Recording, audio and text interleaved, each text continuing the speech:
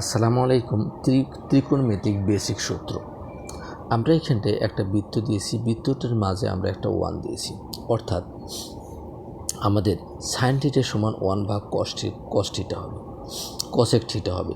Cos theta সমান 1 ভাগ sec theta, tan theta সমান 1 ভাগ কট থিটা। অর্থাৎ আমরা যদি লিখি সাইন থিটা সমান, তাহলে কি 1 ভাগ কত কসেক থিটা, কসেক থিটা। এরপর যদি আমরা কস থিটা লিখি, তাহলে আমাদের সূত্র অনুসারে দাঁড়াচ্ছে 1 ডিভাইডেড বাই সেক থিটা। এরপর যদি আমরা টেন থিটা লিখি, তাহলে আমাদের টেন থিটা সমান হবে 1 ভাগ কত কট থিটা। অনুরূপভাবে প্রত্যেকটা জিনিসই তাহলে আমরা কট থিটার মান কি জানতে পারি? কট থিটা সমান 1 ভাগ টেন থিটা। এরপর আমরা সেক থিটা সমান আমরা লিখতে পারি 1 ভাগ কস থিটা।